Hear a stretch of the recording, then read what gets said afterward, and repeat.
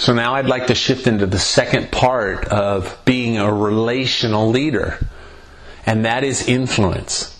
The reason you're in this room today is because you're a person of influence. You're an influencer. You wouldn't be here if you weren't. That means what you say and what you do and how you act and the words that you use extend influence into your realm of influence. And when you speak, people listen. And when you give advice, people want to hear what you have to say. You're an influencer. So I want to unpack 3 levels of influence. The first we do naturally. The second we rarely think about. And the third, most of us in this room have never even conceived of how it could add value to our organizations or to our ministries. So, before I get too far into it, let me say this. Influence has always been about us. I mean, it usually is about us, right? That means when we extend our influence, there is some resource out there that we want to capture. We want to draw that resource to ourselves. We are usually the object of our own influence.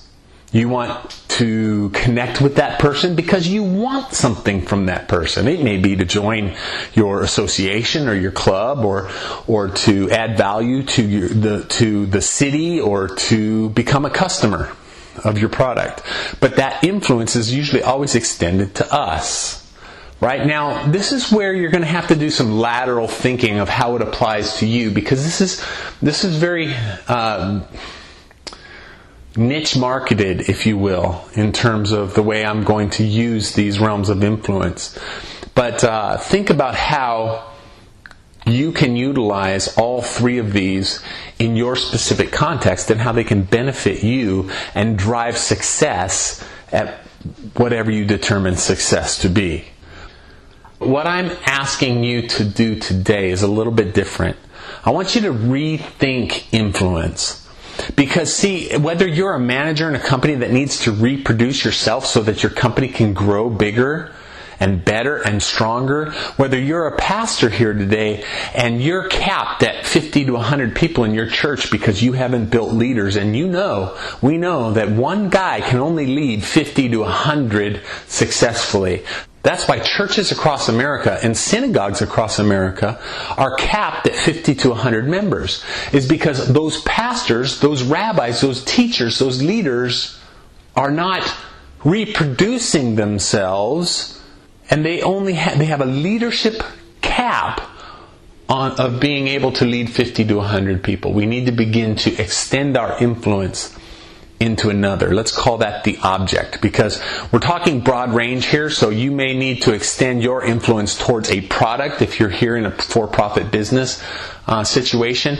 If you're here as a leader of people and a mobilizer of volunteers or a social services role, then you need to extend influence into an individual. So we're going to use the word object. We don't want to objectify anybody, but it's an easier word to use because we might be talking about product or people in your context. So do with it what you will, but I'm going to use the words resource and object. Okay? So a resource might be, for the faith community, a resource might be a donor.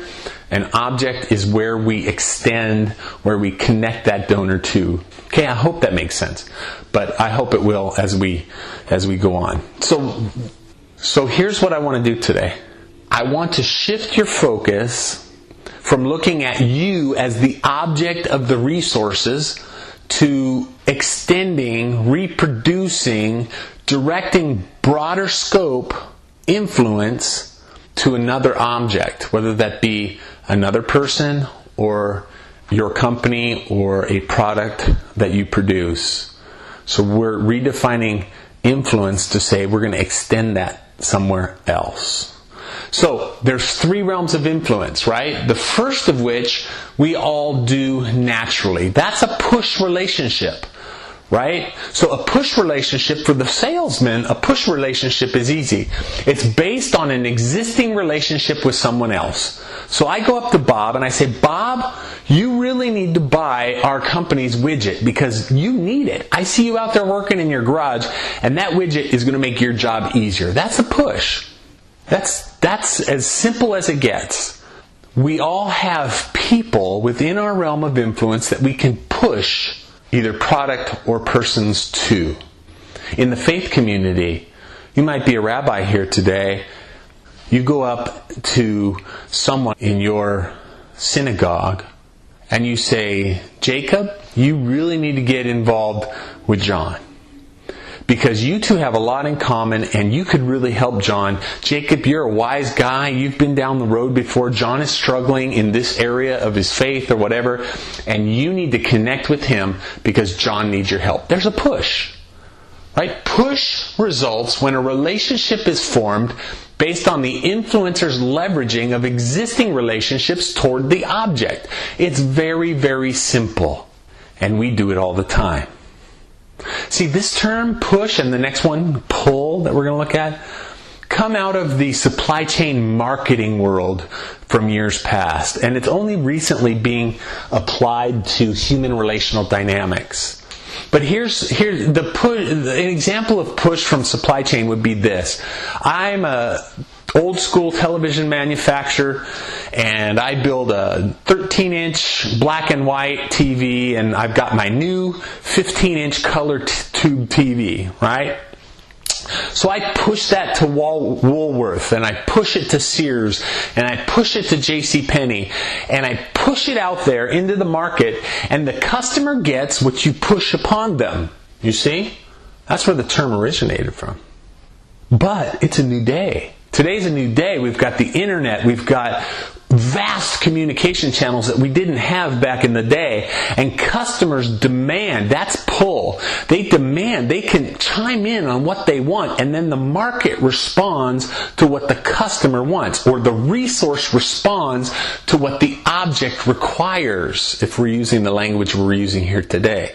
That's a pull. Supply chain marketing has coined those terms, but we're using them today in human relational dynamics. Now, let's talk about the next one. Push is clear, right? Everybody's clear on push. John, you need to get involved with Jim because you two can help each other out. And John, you could really help Jim. He needs your help. And you push the one on the other. Okay, so now let's look at pull. Pull is when you create gravity or mass around an object. Pull results when the influencer strategically increases the object's gravity, enticing others to initiate interest in the object. So think about viral media today. Viral media, that's what it does. It creates pull. It gets people interested. More and more people start looking it up on YouTube. Pretty soon it's got 100,000 hits and everybody's talking about it. And then it's got 1 million hits and then half the world's talking about it.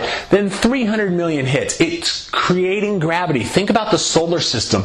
The bigger a star or a planetary body becomes, the more gravity it produces, pulling other things into it, and it continues to grow. This idea of pull is where you leverage your influence into that object or into that person, creating such a buzz around that person that people are naturally drawn to them for what value they add in their lives. This is huge. Very few of us ever think about the pull relationship and how we can be catalysts for it in another person's life or in a product life. And it's exciting. See, here's the deal. Push and pull both work, right? But push is based on existing relationships. You need to push Jim to John. And that's limited to the number of relationships that you have. Pull is the greater and more effective for a couple reasons. But the main reason is it can extend your influence beyond your realm of influence.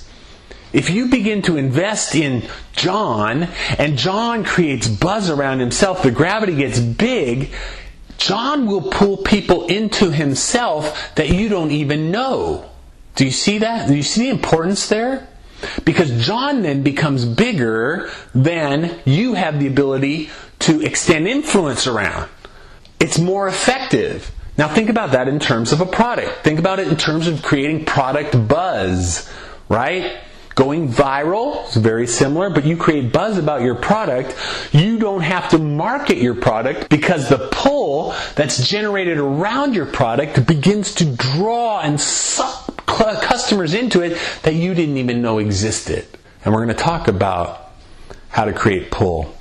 And then the third aspect of influence that I want to talk about is one that I call the Lateral Connect. The Lateral Connect is the result of finding strategic common interests among resources, usually at the leading of the influencer. Now let me talk to you about this. I know I'm dumping a lot on you here, but think through this because this is important. Okay, I'm going to use a business example first for our business guys in the room.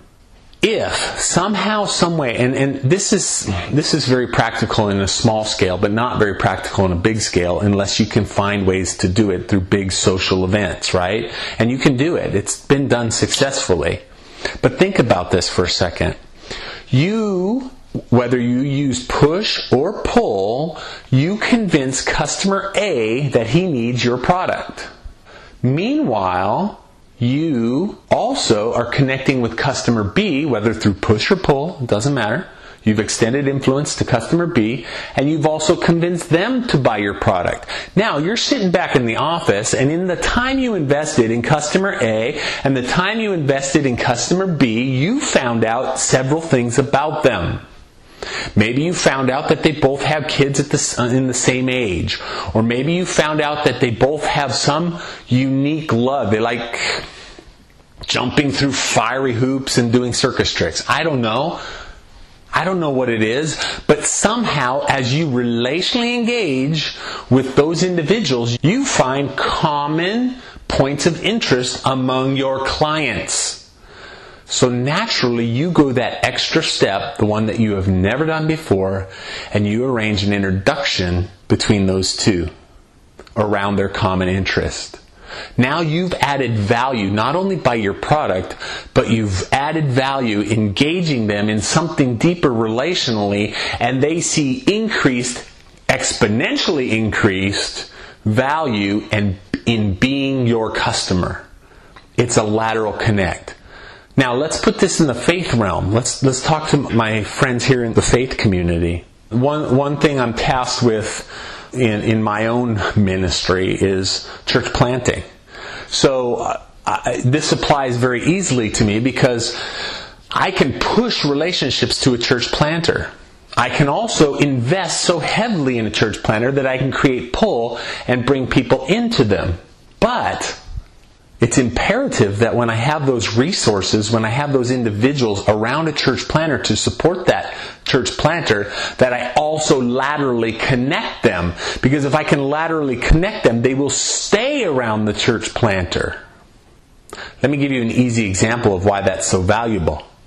I'm going to continue to use the J names here. I've got Jason and I've got Jeremy. And Jason and Jeremy are two resources. They're two acquaintances that I have. People that I have relationships with, and I connect them to my church planter. Jeremy, I'm pushing you onto my church planter, and Jason, I've created pull around my church planter, and you want to get on board too. Now I've got Jeremy and Jason, and I realize that they both love to go fishing. I'll just be very arbitrary. I'll just throw fishing out there. So, I either talk to them both about their common interest in fishing and I laterally connect them, or I get out there and I take the two fishing together. Why? Why do I do that? Because these are combined resources that have the same vision. They both are envisioned enough with the commonality of supporting a church planter. That's just the start. Now they're both envisioned in fishing. I've laterally connected them together. And here's what happens. Here's the interesting dynamic. If my church planter blows up, or the church plant doesn't succeed, in the case that I did not laterally connect these guys, those resources, for me to church plant again, those resources are gone. I need to re-win them. However, if I've successfully laterally connected them, then at such a point that the church planter fails or that particular church plant fails, they're hopefully going to get together and say, man, that didn't work out so well. Let's try again with someone else. You see what happens? They stay together. The network stays together regardless of the original object's success or failure. In the case of business, think about how important this is. If you sell them widget, right? If you sell them a widget and then you connect them around that widget and then around catching bullets in their teeth or jumping through fiery hoops, and they share that common interest and a friendship results from that, if your widget goes out of style and you have to introduce a new product to market, if that relationship's there, all you have to do is introduce it to one or the other of them because they're connected in that lateral connect, and that knowledge of the new product, the one that replaces the old, then automatically filters through the network because it's been established in a lateral connect. Does that make sense?